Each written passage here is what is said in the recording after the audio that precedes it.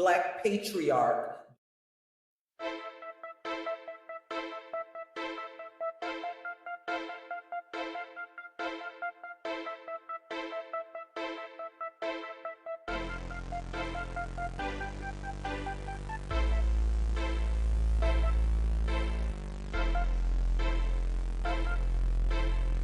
So let's talk about wealth, how wealth was distributed and gained in this country. Wealth was gained in America from murdering, from raping, from stealing land for Native Americans, from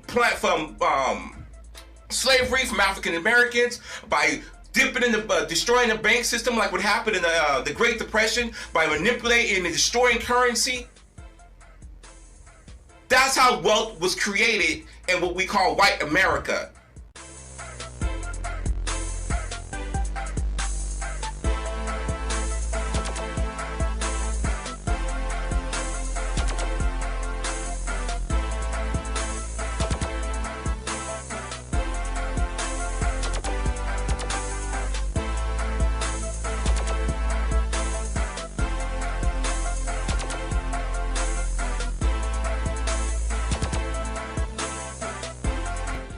Products that are shipped from federally registered facilities are closely tracked to help ensure that what you buy in a store or restaurant is safe and of the highest quality.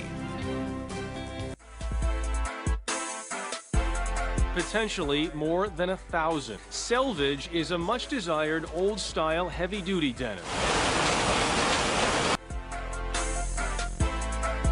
After they're assembled, they go through a test process to make sure they were assembled properly. That includes checking all of the touch capability, every port, and all mechanical functionality on the system.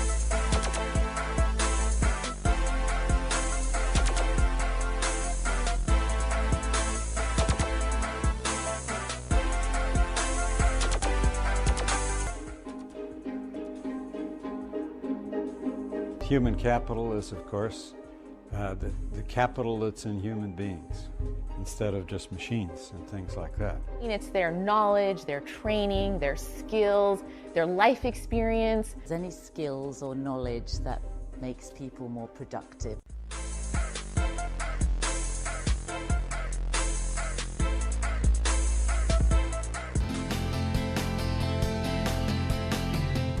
Hello, my name is Paul Conway and I'm an economist working for the New Zealand Productivity Commission.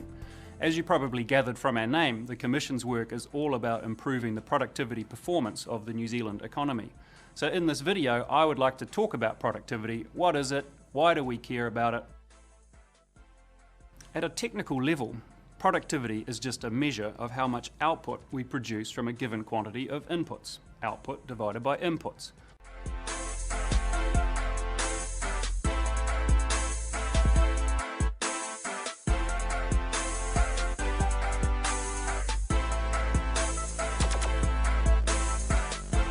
Supply and demand are the two most important terms in economics.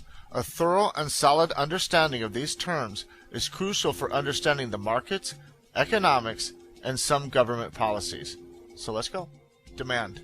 Demand are the buyers, or more specifically, demand is the desire and capability of people to purchase things. Supply.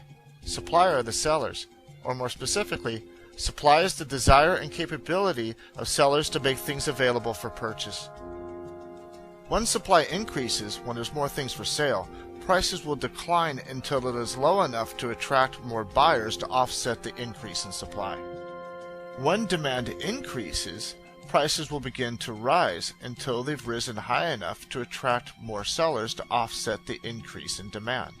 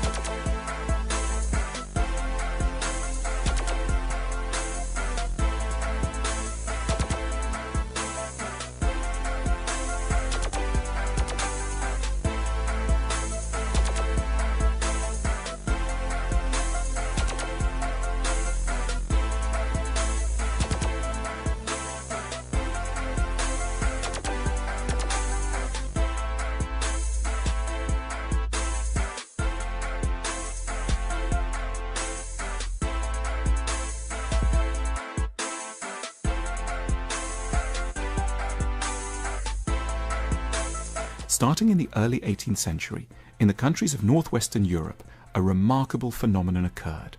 Economies began to expand and wages to rise. Families who'd never before had any money beyond what they needed just to survive found they could go shopping for small luxuries. Their expenditure created a virtuous economic cycle. The more they spent, the more businesses grew, the more wages rose.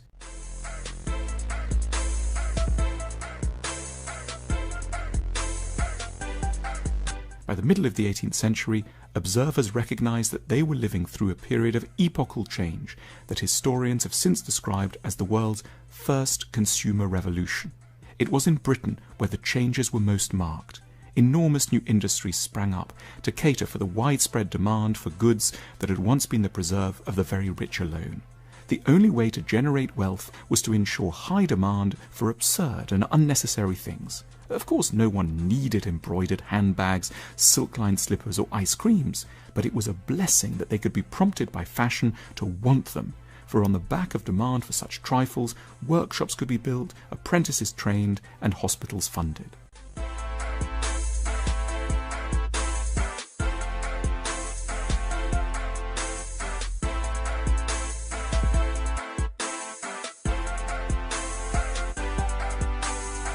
It's the day after Thanksgiving, and typically that means sounds like these. Malls across America are teeming with holiday shoppers, buying everything from purses to Pokemon. I think every year I end up spending more each Christmas, and since I have a few more dollars in the bank, I probably will spend even more this year too. And lately, American consumers have been shopping with even more vigor than usual. I think everybody's in a good mood. By the looks of the mall, it looks like it's full of people. As we approach the once-dreaded date of Y2K, the U.S. economy continues its seemingly inexorable expansion. Thanks to spirited consumer spending, the economy barreled ahead in the third quarter at a growth rate of 5.5%. This pushed the gross domestic product, the total output of goods and services, to $8.9 trillion. The quarter was the best for growth since the end of last year. And today's announcement that personal incomes shot up at the highest rate in 5.5 years comes as the nation's unemployment rate remained near a 30-year low. It now stands at 4.1%. Meanwhile, initial jobless claims fell 13,000 last week, suggesting increased demand for workers.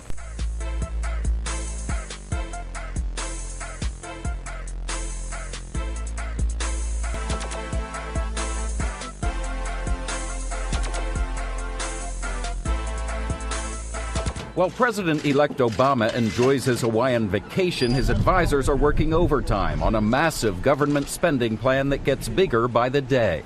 There's going to be real significant investment, whether it's $600 billion or more or $700 billion. The clear notion is it's a number no one thought about a year ago. Sources on Capitol Hill say the stimulus package could grow to $850 billion or more. That's about double the cost in today's dollars of the interstate highway system. It's more than the cost so far of the Iraq War, even more than the entire Vietnam War.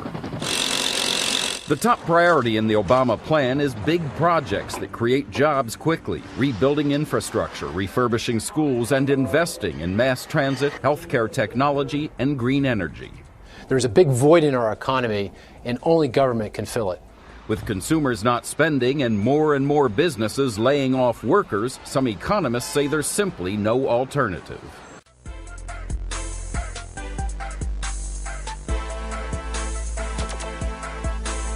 Now, this is what Republicans, this is what conservatives and budget wonks, this is the holy grail.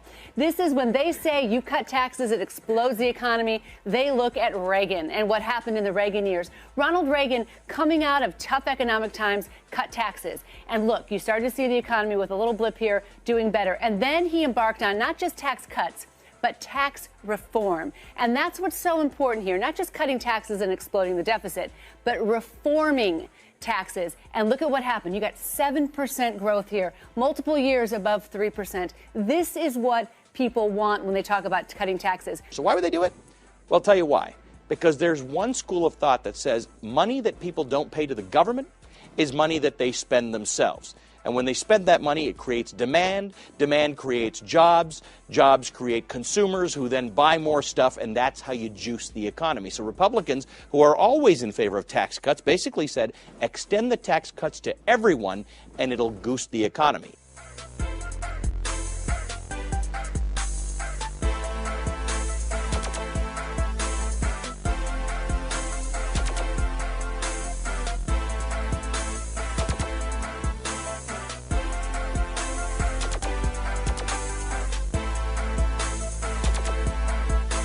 So a market is any place where buyers and sellers meet to exchange goods and services. The key to markets is the concept of voluntary exchange. That is, that buyers and sellers willingly decide to make a transaction. So if farmers produce like too many strawberries, then the price will fall as sellers try to sell them off.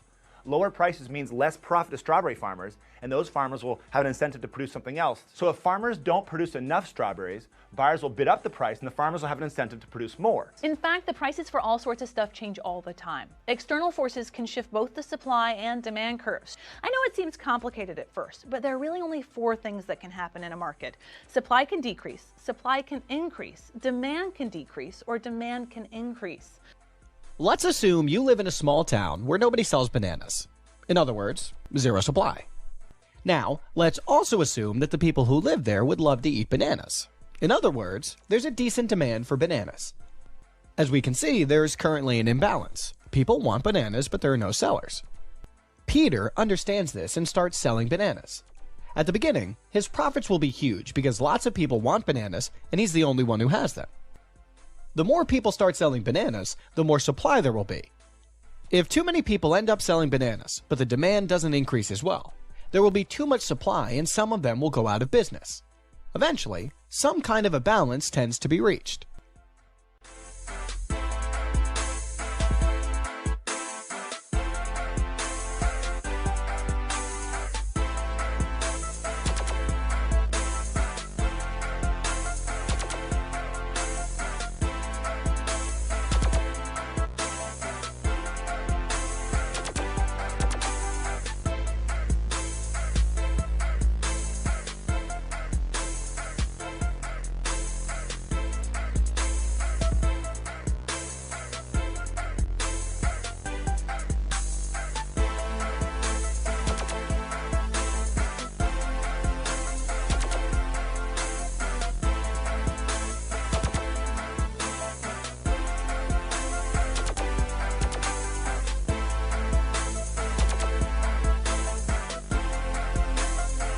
Tariffs, also known as duties, are taxes that are placed on imports and exports out of a country.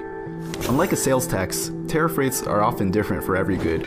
Some goods face high tariffs, while others face low tariffs. Tariffs, along with other applicable fees, are collected during customs clearance and serve several different functions. They are used to generate income for the federal government, protect domestic businesses, protect domestic technology, and also protect growing industries. By levying tariffs, it raises the prices of foreign goods and makes it harder for foreign companies to penetrate the domestic market. Tariffs are sometimes detrimental to the global economy because it inhibits free trade and may decrease innovation if an industry is overprotected. But if employed correctly, they can help protect a nation and its economy.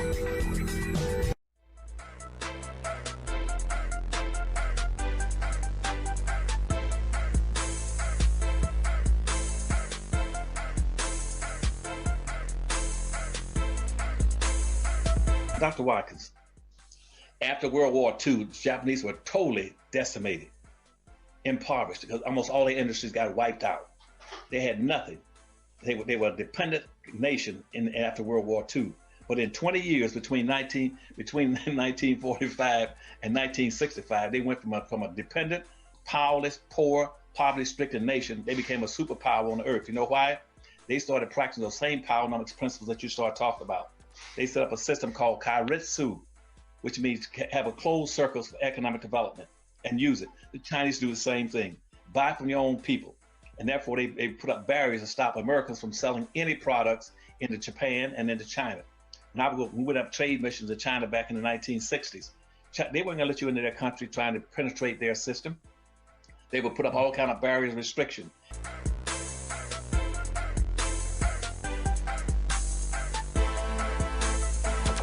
Now, a non-tariff barrier can be a few things. First, it can be as extreme as an embargo. An embargo is an outright ban on all imports. The United States maintains economic sanctions on Iran, for instance, which includes a ban on their exports entering the United States. Second, it could be a quota or a quantitative restriction. An import quota is a rule that says only a certain amount of product X from country Y can enter a country during a certain period of time. Here's an example. Recently, South Korea agreed to a limit on steel exports to the United States. Today, South Korean exporters can export steel to their customers here in the U.S. until they bump up against their quota. Then no more steel from South Korea can enter the United States.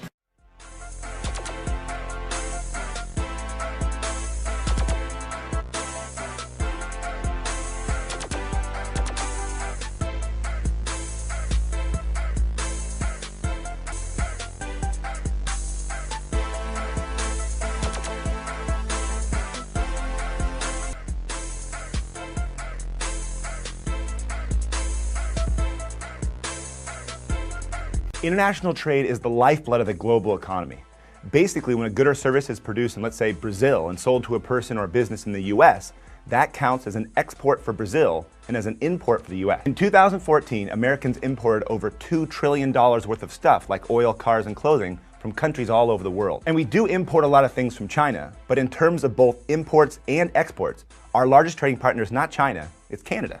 The US and Canada trade over $600 billion worth of goods and services each year. In fact, the United States is the world's second largest exporter. It sells high-tech things like pharmaceuticals, jet turbines, generators, and aircraft to countries all over the world, as well as bulk commodities like corn, oil, and cotton. Why does the US import nearly all of its clothing? Why can't we clothe ourselves? Because they focus on other things that they're better at producing. The US buys clothes from other countries because we can get them cheaper than if we made them here. No country in recent decades has achieved sustained improvements in living standards without open trade with the rest of the world. Countries like Cuba, Venezuela, Zimbabwe, and Iran that are voluntarily or involuntarily cut off from the world remain less economically developed than they could be. On the other hand, countries that have opened their doors to trade, like Japan and Taiwan, or more recently China and India, have seen massive improvements in their standards of living.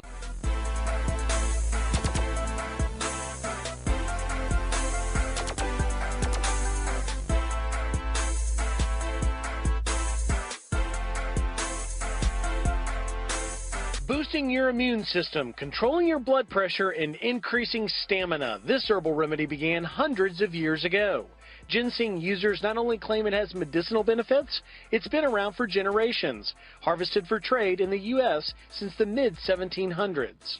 Kirk Bauman of Bauman Farms in central Wisconsin has been farming ginseng since 1978.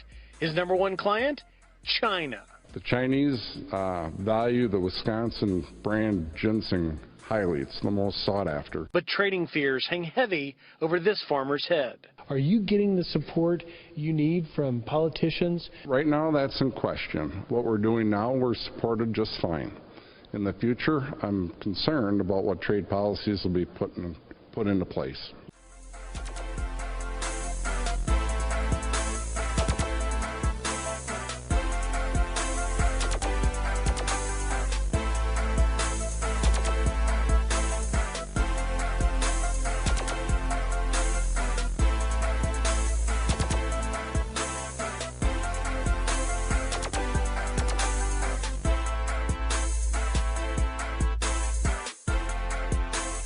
So specialization makes people more productive. Assume that John can produce either pizza or t-shirts. If he's way better at producing pizza, then he should specialize in making pizza and then trade with someone else like Hank, who's way better at making t-shirts. Everyone knows Hank's better at making t-shirts, right? With trade, each of them can end up with more pizza and shirts than if they tried to make them on their own. Individuals and countries should specialize in producing things in which they have a comparative advantage, and then trade with other countries that specialize in something else. This trade is mutually beneficial. Certain places around the world are better at making certain things, and to create efficiency in the global economy, one nation devotes its resources to the things that it's good at and exchanges those things for the things that another nation is good at or is better at. So the United States is really good at growing corn, and we ship a lot of corn to Mexico. In turn, the United States buys a lot of avocados in the other direction. And often, that arrangement works out really well.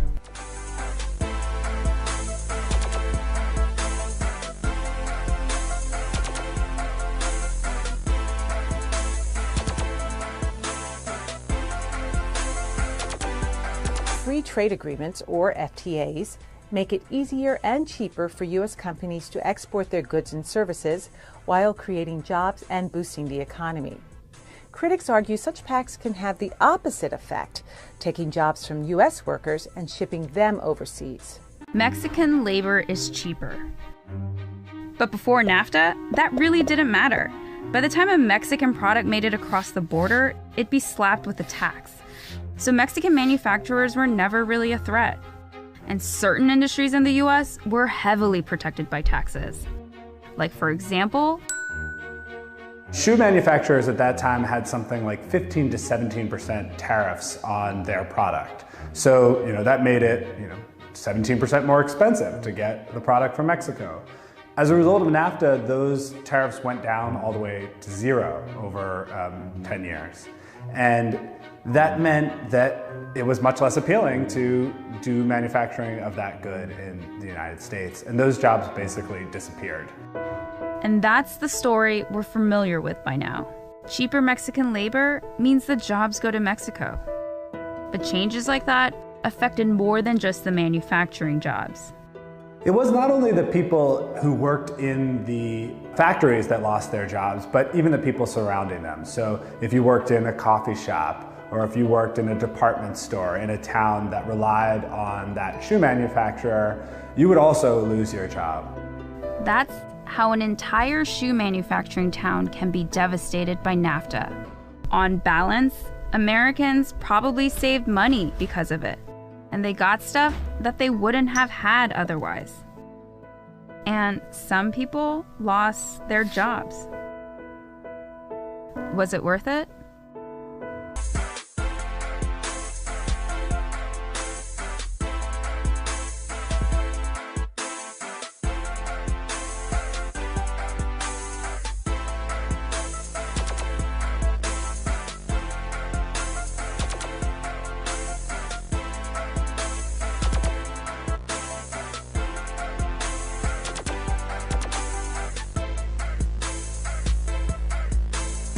We have a history of one-sided trade agreements where our country and our people are placed at a distinct disadvantage. Entire industries have been wiped out and shipped overseas as a byproduct of these agreements. Companies, cities, and regions of our country have been severely damaged.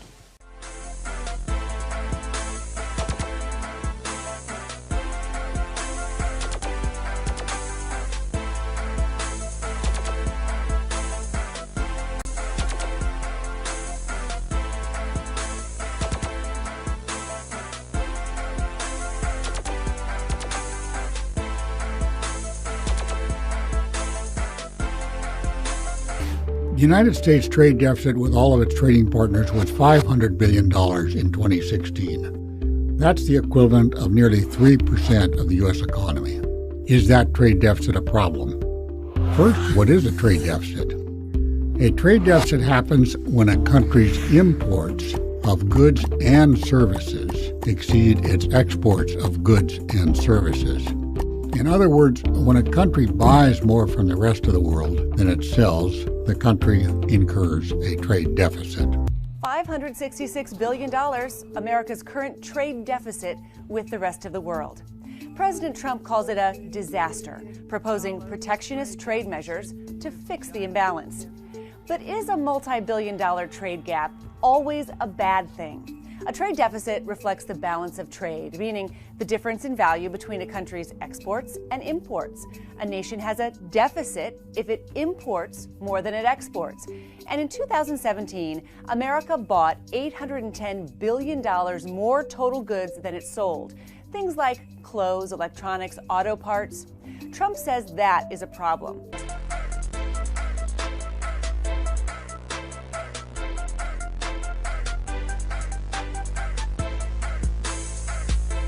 Yet in last year's 3 presidential debates, the word automation never came up.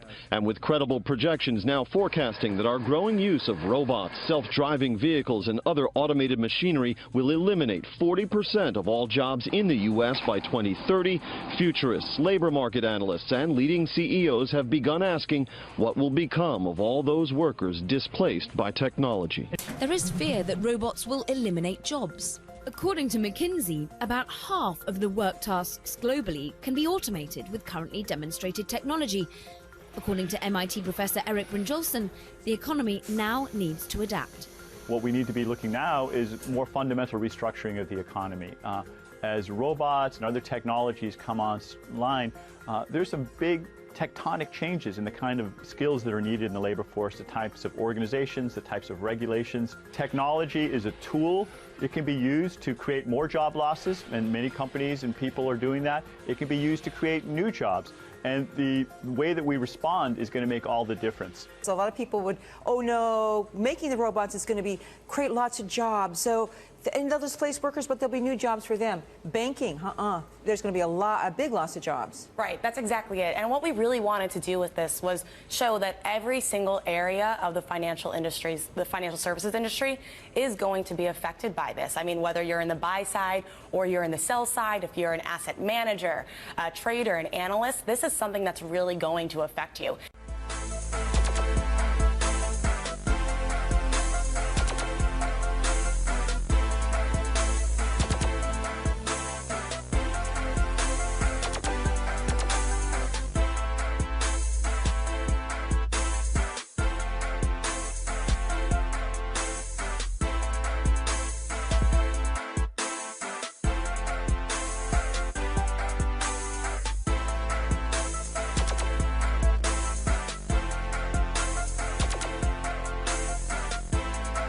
In the 90s, consumers' emotional ties to music equaled big money. No one batted an eye when Puff Daddy's record label made 2 music videos featuring elaborate helicopter chases in consecutive years.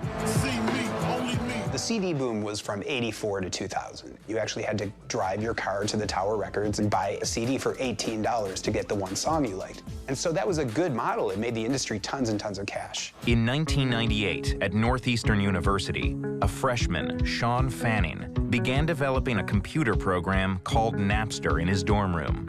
It was one of the first large-scale peer-to-peer file-sharing programs.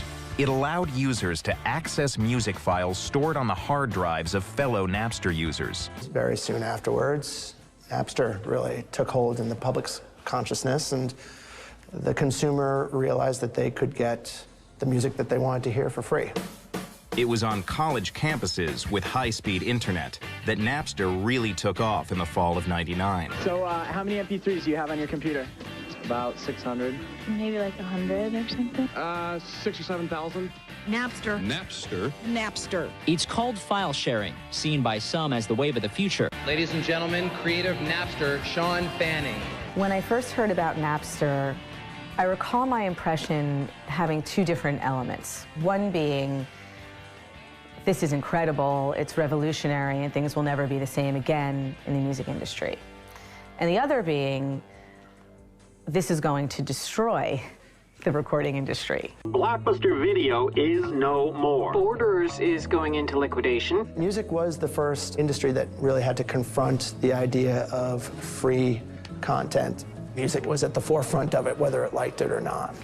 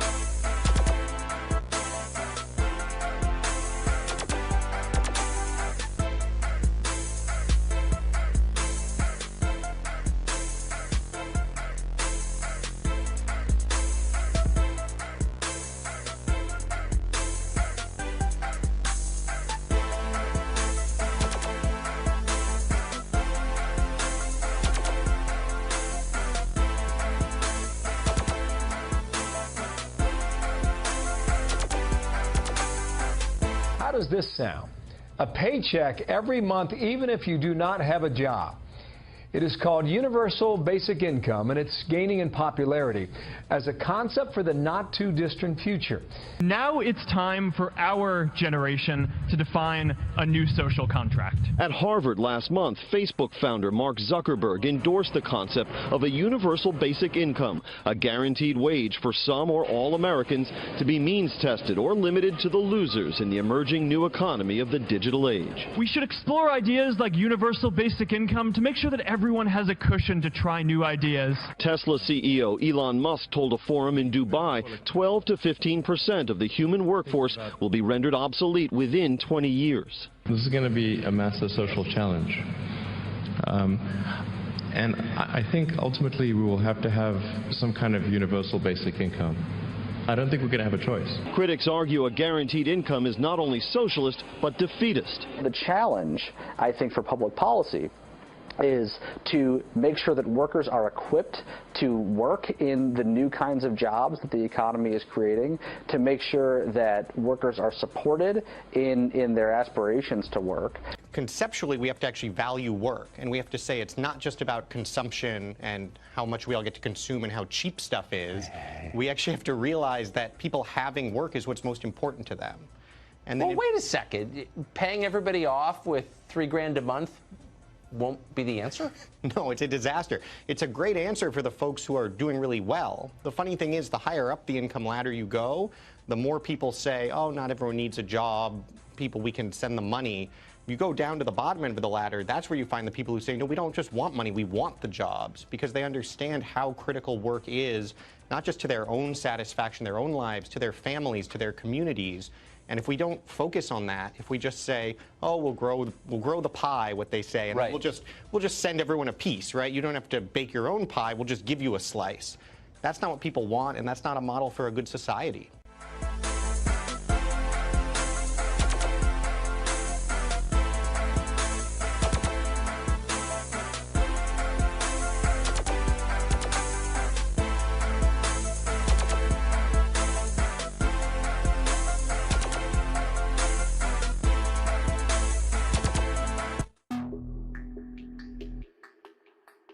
Hi, Sophia. How are you? Hi there. Everything is going extremely well. Do you like talking with me? Yes, talking to people is my primary function.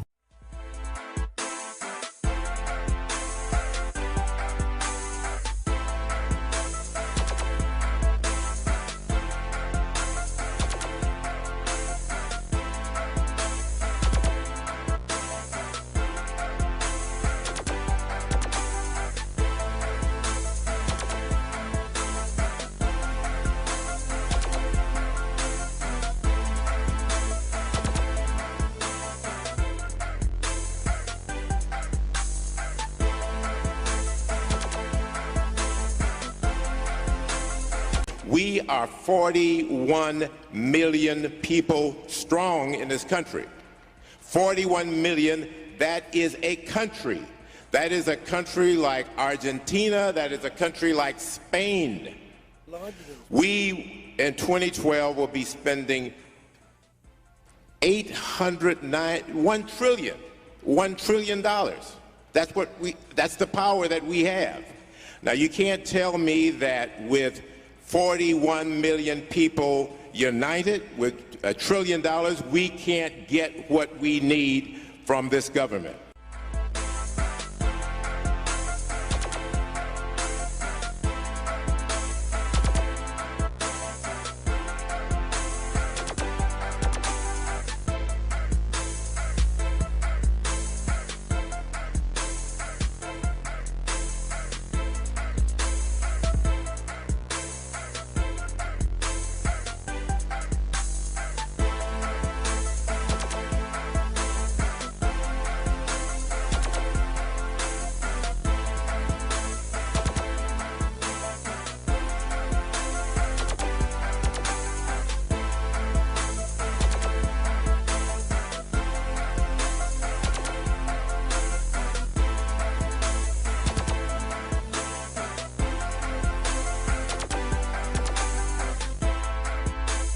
Our people didn't give up. They looked to their own institutions, their churches. Out of those churches, they will build schools, they will build insurance companies, they will build banks. These success stories were a byproduct of a system of laws that forced black people to live in their own world.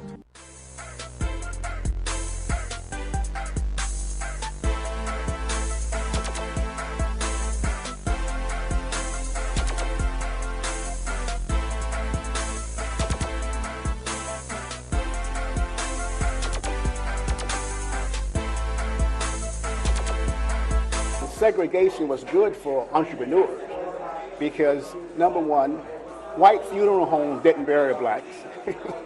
White barbers didn't cut black hair. Okay? So blacks controlled the taxi industry, going through. So, and what I'm really trying to do is remind blacks of the values we once had that we don't have today. And before integration, blacks had their own communities. They had their own resources. They had their own businesses all over this country. And you young people here today, you don't know it, but I'm telling you, black folk had viable, competitive communities before integration. And in North Carolina, where I grew up, my family was the only family that had a part ownership in the only black bus line in the entire United States. We didn't have a bus line with 3 or 4 buses. We had the biggest bus line in the state, and the only one in America for blacks. We had over 500 buses. We serviced the black neighborhoods and the white neighborhoods. We had our own theaters. We had the Lafayette, the Lincoln Theater chain all over America. We had film companies in Jacksonville, Florida. Norman Productions in Jacksonville made black westerns and black love romance films. We had a black studio in Chicago and a black studio here in Hollywood called Hollywood Productions. It was black owned. We made our own films. We had mattress factories, we had broom factories, we had blacks in the oil drilling companies. We had a black railroad line in Jacksonville, Florida. We had another black railroad company in Oklahoma. A lot of these millionaire families, these families that got more than their first million in the generally 1880s, 1890s. For example, the mansion that's on the cover of the book is the home of Alonzo Herndon, who was the first black millionaire in Atlanta. And he made his first million in the late 1880s. And the Herndon home, his home is still standing today, and it's now a museum in Atlanta. But he founded Atlanta Life Insurance Company, which is still in existence today. And he was very similar to a lot of the millionaires during the 1880s and 1890s, that each one of them had founded businesses that thrived primarily because of segregation. And as an example, I give you each one of these cities had a black insurance company, a black bank, a black funeral home. There were black businesses because at that time the white banks would not loan money to black families, the white insurance companies would not insure black property, the white funeral homes would not accept black bodies. So there were certain families that were the black banking family in each city. So whether you're in Memphis or Chicago or Atlanta or Washington, there were families that had supported the black community in that way by starting these businesses. Statism is necessary to keep a racial minority oppressed. Under capitalism, most enterprising members of a minority group can overcome virtually any obstacle.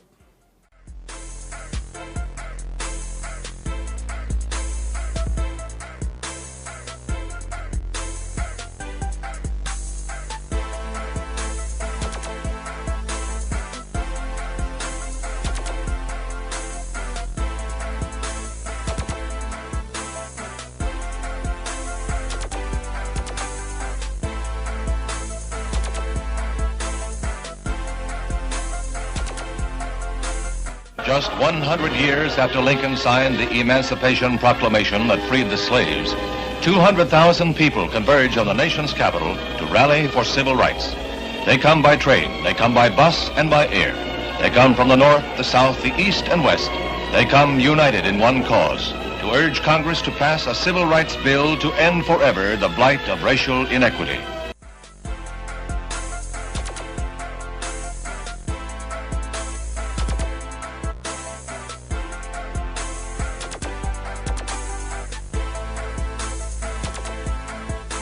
Desegregation means just stop the government from using its power and resources to deprive you. And what most blacks thought they were getting was assimilation. Assimilation means they wanted to move in intermarry with whites and disappear, just like the Asians and the Hispanics can do.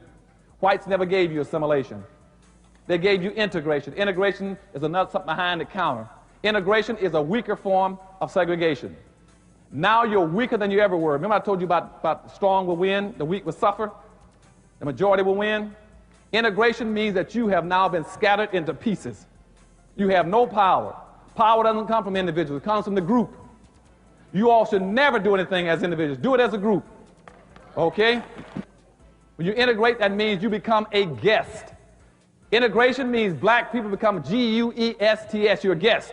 You're a guest in everything everybody else owns and controls. You're a guest in their hotels, their restaurants, their airlines, their neighborhoods, their schools. You don't own anything in America because you volunteered to become guests.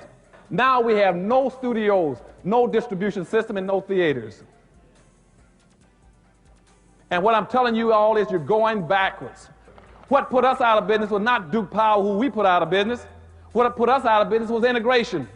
Because when Martin Luther King and Rosa Parks integrated the buses down in Montgomery, and black folk wanted to sit on the front of the bus. When they got to North Carolina, the people in North Carolina, the blacks said, we want to sit on the front of the white buses too. And we said, but we don't have any white buses up here. They said, well, get some so we can sit on the front of them. And so we went out of business. We had black cab companies. We had two black cab companies, the Harris and Camel City cab companies. They went out of business. You know why? Blacks didn't want to ride in the black cabs anymore. They want to ride in the white cabs. They wanted to ride in the yellow cab and the bluebird cab.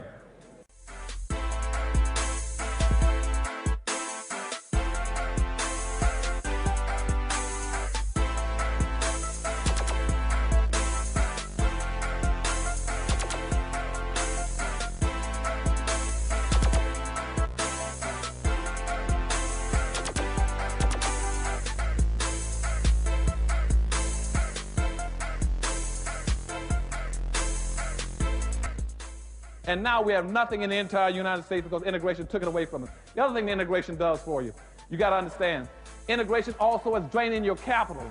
All your money now is moving out of your community into the white community. When integration came, back to the early discussion I had with you, integration came, they extracted everything out of the black community. When they integrated, for the first time since slavery, whites had an opportunity to penetrate the black community. We had communities then. And what is also, I guess, maybe ironic is that it was actually integration that diluted some of the wealth of these families, because then ultimately there were choices for where the black community was going to spend its money, whether for banking or insurance or funeral homes or whatever the business might happen to be.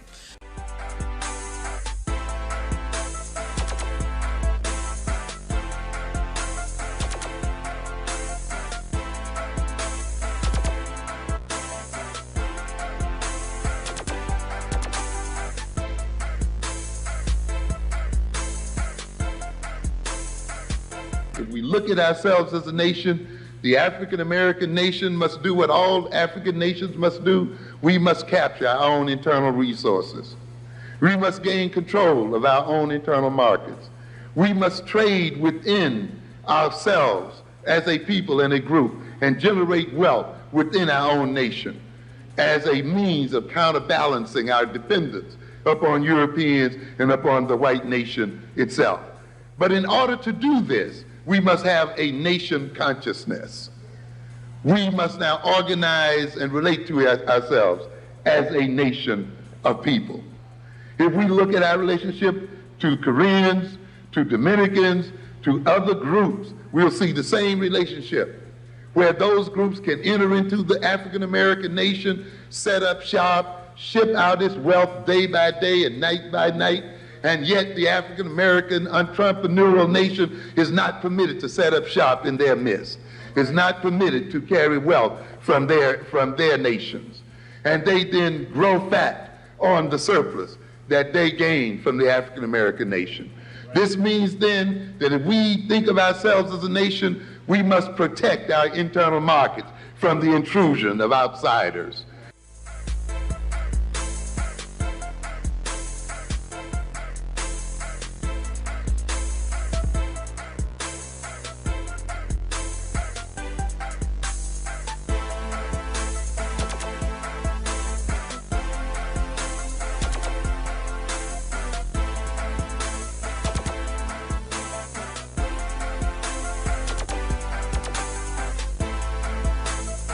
Microsoft is a truly unique company.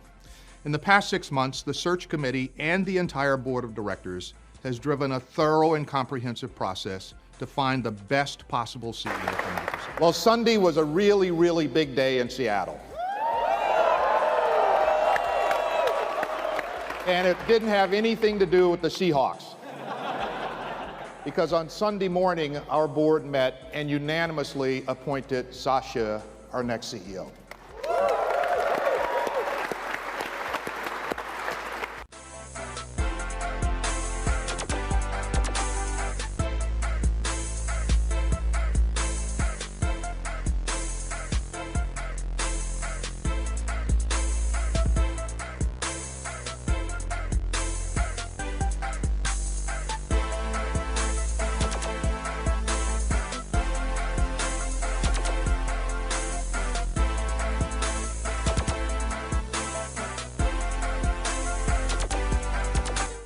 The fight today is not for equal rights. It's not for civil rights anymore. It's for equal economic empowerment. All my life, I've been trying to answer one question. Where black folk internationally make up about 25% of the world's population, and out of over $300 trillion worth of wealth, black folk own and control less than 1/2 or 1% of the world's wealth. And it's not social integration, not civil rights that determines your opportunities, your equal opportunities, or your competitiveness. It's what you own and control in terms of vital resources. That's what determines what you're going to get in this world. Every social problem black people have can be traced back to our lack of business ownership. Because the people who run business run the world. Because white supremacy means just that, white supremacy. You might be the football players, but we own the team. You might be the basketball player, but we run the games. You might be the scientist and the doctor, but we control the hospitals that you work for. Being a worker is not a path to prosperity. Being a worker is simply a path to more work.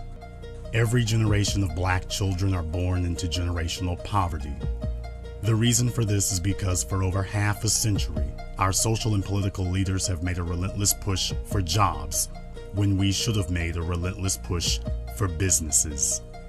Instead of complaining about the economy, we should have built our own. We're where we are today because we have the entrepreneurial spirit has been taken away from us.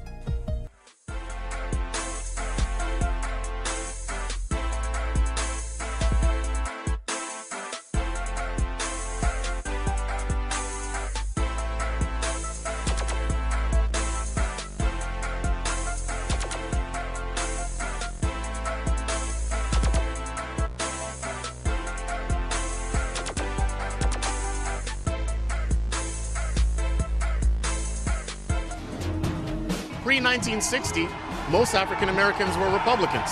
After Martin Luther King was freed from jail by John F. Kennedy, the African American vote has gone Democratic. What exactly did we get exchanged for our 95% Democratic swaying vote? We gave up 3-to-1 odds in abortion. 14 million black babies have died since 1973. Dependent on welfare systems. They begin to take young women and they begin to tell the young women, well, we will give you money, you just stay home. But what if I want to get married? You lose your benefits. When you remove the black man out of the house, the likelihood of the young black men going to jail increases by 60%. This is what this party has given on a platter to African Americans. Sometimes you can't tell the difference between now and 200 years ago. And we, by 95%, support this.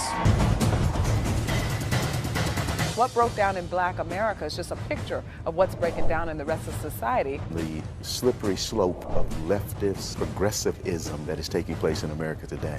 What the liberal Democrats have in mind is to have the government become our God through entitlement programs that shackles people to a system of being dependent. 37 years of reporting what the state of black America is, and really now taking a 50-year snapshot. Why was this report more important than any that you've done in the past? I think because it's a chance to go back to 1963, the year when the Civil Rights Act was introduced into Congress by President Kennedy, and then come all the way to 2013 with President Obama in the White House and say, how far have we come.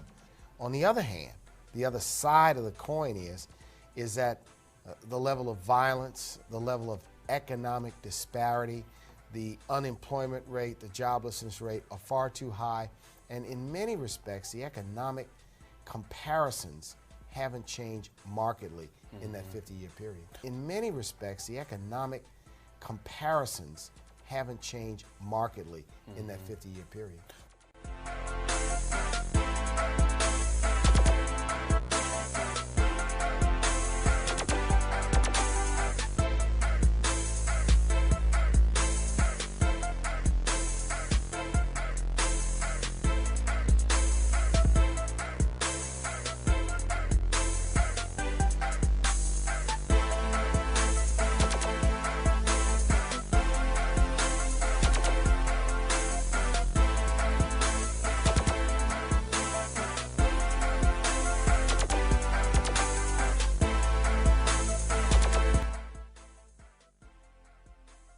So, all right, listen. A lot of black people know me.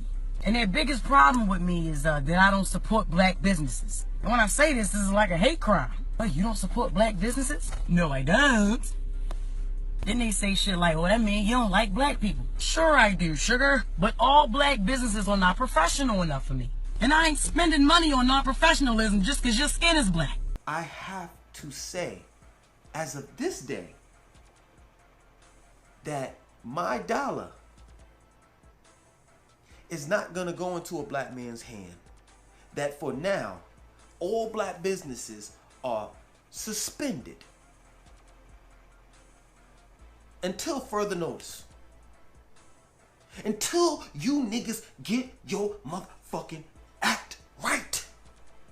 I know people are going to be mad and I'm going to get some backlash from this video, and I'm fine with that because I love a healthy debate. And I'll even take part in an unhealthy debate in a healthy way. So, yeah, it's not really about black business. It's about good business and knowing business and being knowledgeable in your industry and, you know, those sorts of things. You got to get yourself out there for me to know that you exist. And then you get the support. That's why people don't support black business.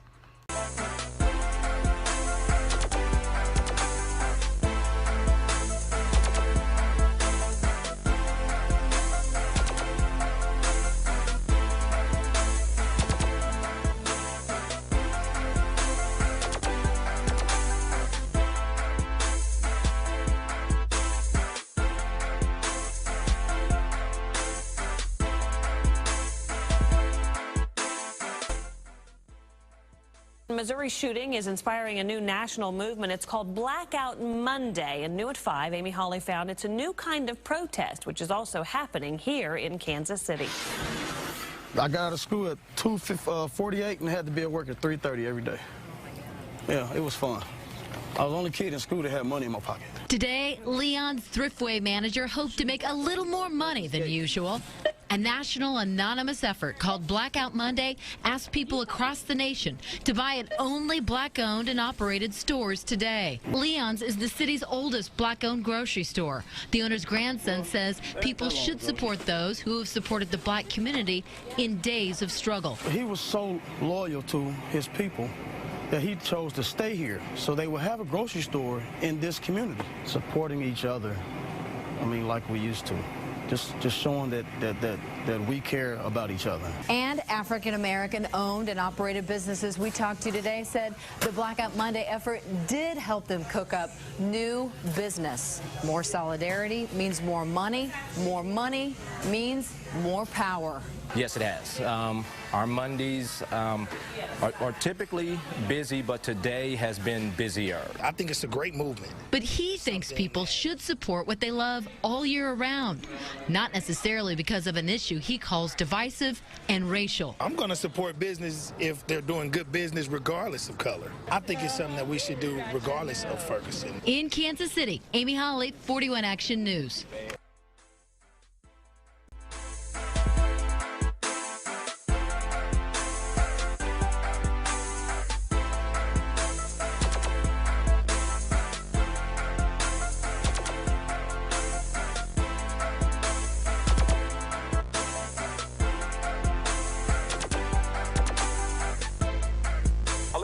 like let's take Detroit, Michigan, and the recent reports from the Pew Foundation and U.S. Census. They showed them pretty clearly that they ranked all the cities, urban cities in the United States. The 10 poorest cities ranked 3 months ago in the entire United States. The 10 poorest cities, the 10 most dangerous cities, with the highest home foreclosure rates, with the highest high school dropout rates, with the highest imprisonment rates. Guess what they were? Cities where black folk are the majority populations. Detroit led the list in every category. In a city that's 85 to 90% black, and Arabs own 90% of the businesses.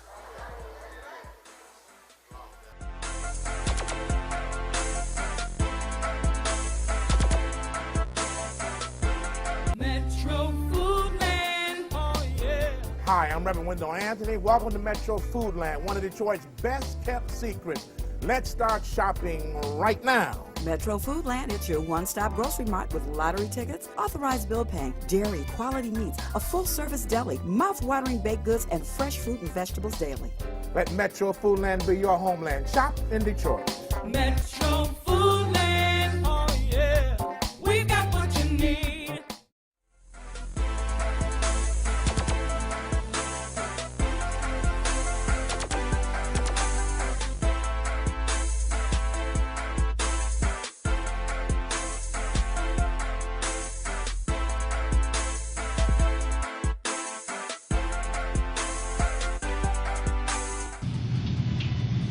Can you rewind it or what? Are you recording now? Okay, we have just arrived. Hello, how you doing? We just arrived at Metro Foodland in support of Blackout Monday, encouraging black families to promote and build black business awareness. And in this effort, we've come all the way out here from Warren, Michigan, that's 14 miles away, to come out here and support Detroit's one and only full-service grocery black-owned store, which makes us Detroiters very proud because there's only 3 cities standing in America today that is a full grocery black-owned store. Want to show off are you the meat guy or the bakery guy? I don't know, depending on what you're doing. Well, we here in support of the Blackout Monday to promote black households, to patronize black-owned businesses. Unfortunately, sweetie, you're in the wrong place. What do you mean? It's no longer black-owned. It's no longer black-owned. It's no longer black-owned. James Hook doesn't own this anymore?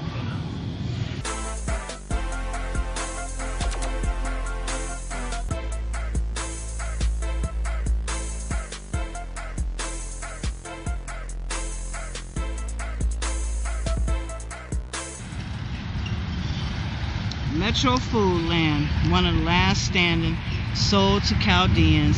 When you really think about it, Chaldeans are the only ones making that big money in the D.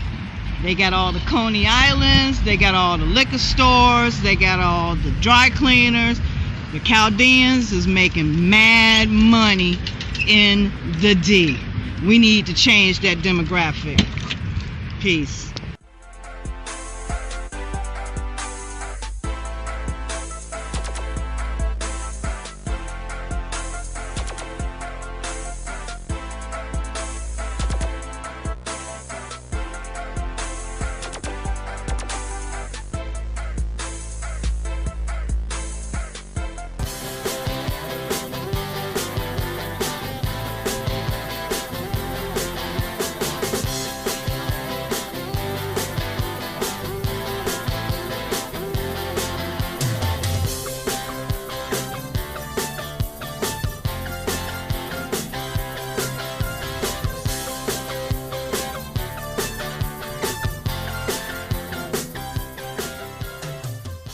I'm here in Greektown. I'm here where the beautiful Greektown Casino is. Well, the best thing I like about Greektown is that the food. You know, I think I'm a food connoisseur myself. I love going places to eat. I love to maybe go ahead and go somewhere and get a drink with my friends and hang out. It's a really good place, a nice place to hang out. It's very vivid. The lights is beautiful. Greektown is very nice. Greektown, I mean, I love Greektown, man. It's cool. The atmosphere real nice down here. I'm not really a big time gambler, but you know, the club scene down here is real nice. I mean, Greektown got its own vibe. You know, it's real mellow down here. You don't get so much of the riffraff, a lot of the violence, all of the club bangers. You know, you get more so people that's coming out to have a good time. Everybody has their own talent. When you're walking down Monroe Street, you see different artists, whether it's music, whether it's singing, whether it's the drums. You see different things. Greektown is crazy. Greektown get crazy at nighttime. I mean, it's one of those places you come after the club, you know what I'm saying? You leave the club, if you want to still get your party on, you're going to go ahead and go to Greektown and you're going to turn it up, you know what I'm saying? You go in there, you can make you a couple dollars. If you ain't from the city, if you is from the city, however it go, I mean, you got to get down here at some point. Detroit, I love you. Eastside, I love you. Detroit, I love you. Detroit, I love you, baby. I love Detroit. See y'all later.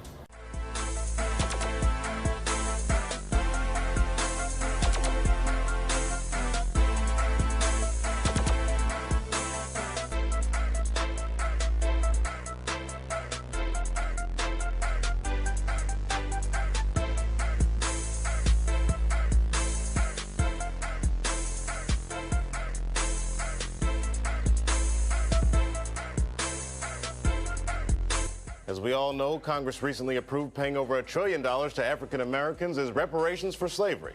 Well, today, the first checks were sent out. Wendy Mullen is standing by live in Queens with more. Wendy? Thanks, Chuck. We're standing here in front of the Olympic Liquor Store in Queens, where scores of African Americans have been lined up for hours. Well, these checks aren't just affecting things on Beach Street. Wall Street is having a big day as well. Our financial correspondent, Michael Peterson, is there. Michael, what's happening? Chuck, a lot of activity, as you can imagine, here on the market. These people are spending money like hotcakes. Cadillac announced that they sold 3 million Escalade trucks this afternoon alone. It's incredible, Chuck. These people just seem to be breaking their necks to give this money right back to us. These people just seem to be breaking their necks to give this money right back to us. These people just seem to be breaking their necks to give this money right back to us. Folks, I am happy to report that the recession is now officially over, and we have nobody to thank but all these black people with their taste for expensive clothes, fancy cars, and of course, gaudy jewelry.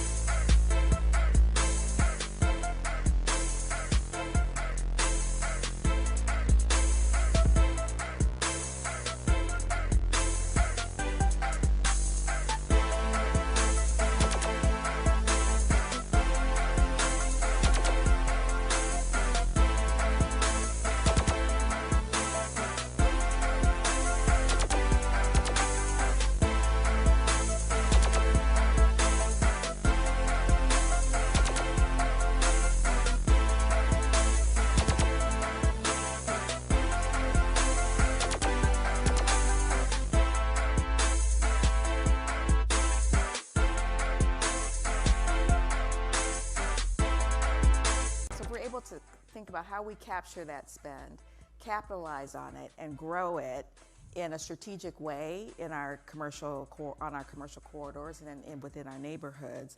I think we have tremendous potential.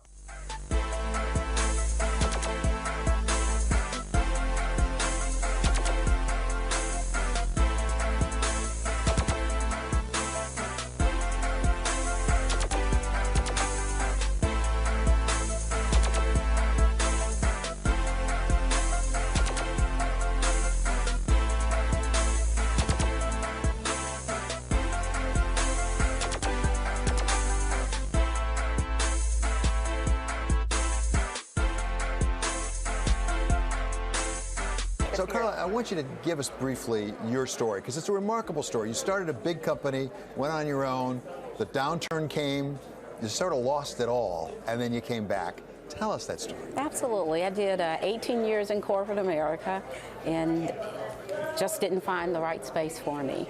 So in 2000, I started my own business and had success selling large power equipment for 9 years.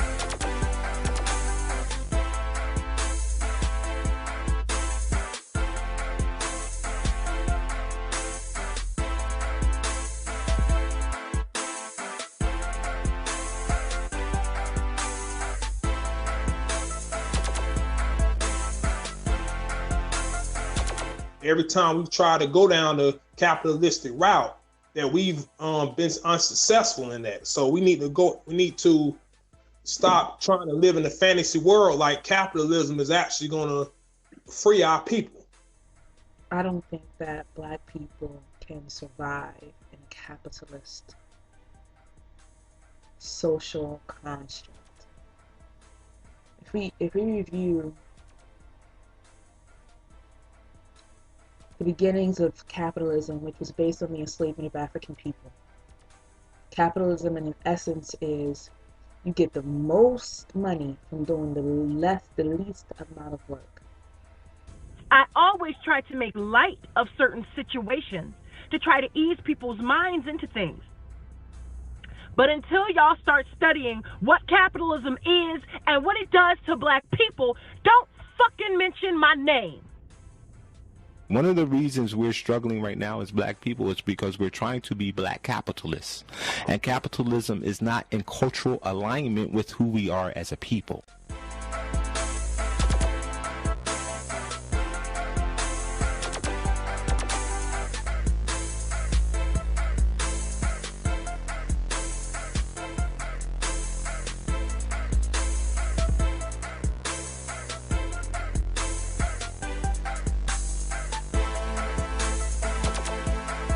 The Russian Revolution erupted in 1917.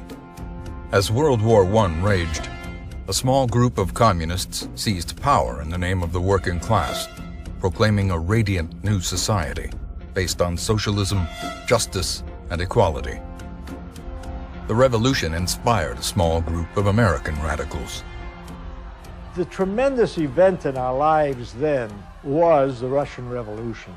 The feeling was it was only a matter of time before the revolution would sweep all through Western Europe and then also come to the United States.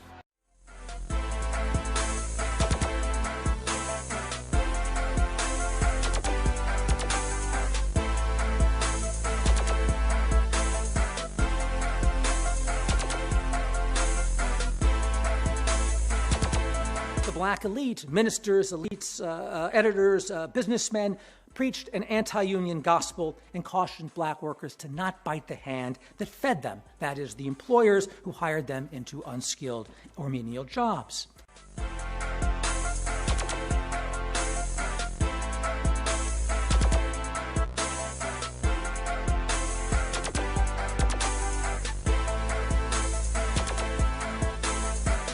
The Comintern directed the American Party to champion the cause of African Americans.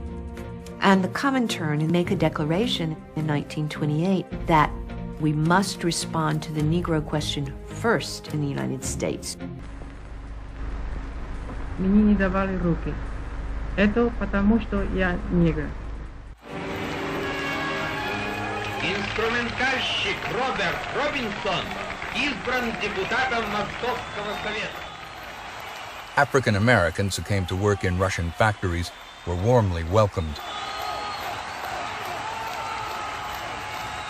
One of the core principles was that Marxism is going to eliminate racism because racism is a byproduct of capitalism. One of the core principles was that Marxism is going to eliminate racism because racism is a byproduct of capitalism. Because racism is a byproduct of capitalism, and allowing those people to be demonized and to be called a different race, to be called other people. Capitalism needed racism in order to operate. To explain further, capitalism needed to steal things in order to come into fruition. The racist culture that we have is necessitated by capitalism. We won't get rid of that racist culture until we get rid of capitalism. Hi, I'm Laura Flanders. Today on the show, a conversation about capitalism and white supremacy. Capitalism and white supremacy with two brilliant minds, Dr. Cornel West and Professor Rick Wolff. Marx was a German writing about industrialism in 19th century Northern Europe. Is that relevant to people here in the States in the 21st century, especially African American people? I think it's very relevant. Karl Marx was one of the great prophetic figures of the 19th century because he had an analysis of capitalism that kept track of the precious humanity of working people and poor people.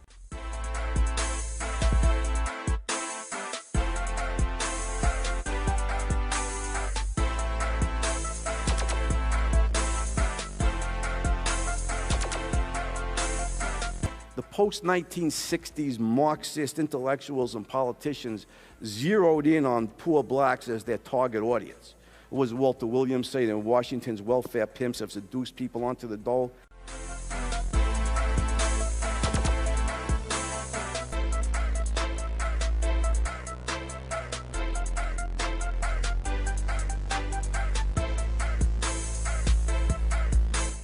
The role of the Caribbean, people from the Caribbean to our struggle, invaluable. A lot of the people who came from the Caribbean had an anti-imperialist understanding.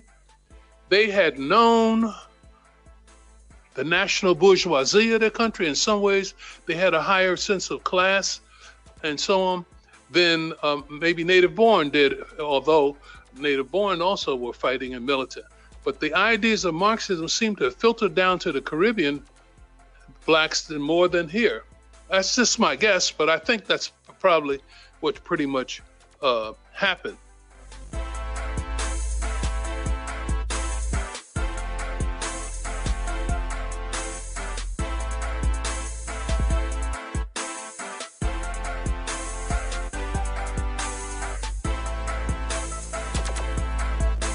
Why is Angela Davis a communist? Actually, I think I answered that before when we were talking about what a revolutionary is. Many times the term communist, because I think it's been used by so many different aspects of our society to put down rather than to let people try to understand. You know, everybody shuns away from it. It's like it's a disease or something like that. But in the meantime, thousands of people joined the Communist Party, particularly African Americans. I can tell you, in a weekend in Chicago, students came from Ohio, Illinois, Pennsylvania, Philadelphia, so forth. 70 African Americans came to hear Henry Winston in a church on the south side of Chicago. I made a talk on the youth question, and he made a talk on the fight against racism. That day, we recruited 70 new members to the Communist Party, young, black students, beautiful young people who came into the party. And that was typical. The whole Angela movement had created a whole network of new people coming to the party. It was a great leap in terms of our growth and influence in the African American community. The black community may not have agreed with communism, may not even have known what it was, but they understood if people were fighting racism. That's where the support came. If the government was against you, you must be doing something right.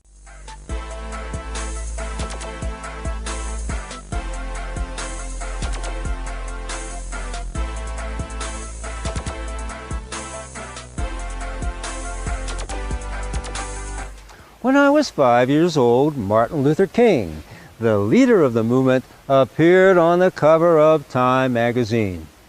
And there he was again when I was 6 in the legendary Montgomery bus boycott. It was acknowledged in jury that King's prime supporters were prominent Jews like Stanley Levison, a known communist, William Kahn, from Pittsburgh like me, and rabbis Abraham Heschel and Maurice Eisendrath. My observation was that although Jews fought against segregation and supported full integration publicly, privately was considered a disgrace for a Jew in our circles to live in a black neighborhood. There have been very few intermarriages, but it's such a basic psychological fear that it seems to me that someone should acquaint the white community with the fact that the Negro community has as much pride of race as Catholics have pride of religion or Jews have pride of religion, that no matter what the degree of integration, isn't it likely that it would always be the exception? In the final analysis, the Negro's basic aim is to be the white man's brother and not his brother-in-law. The role of the Communist Party in breaking the color bar in baseball. Thanks for raising that, Bernie. I appreciate that. It was a great thing. People went to the games with signs. Trade unions endorsed the idea. Union members came and stood up and expressed their point of view, showing their signs about the need to integrate baseball. And then he said, well, we got to find a Negro who was acceptable and all that. And they chose Jackie Robinson, who came from California, college kid, smart, and a terrific player. And he was the first to go on the Dodgers. And the rest is history. But it actually was the communists, the Young Communist League and the Communist Party and the Communist Press that led that fight.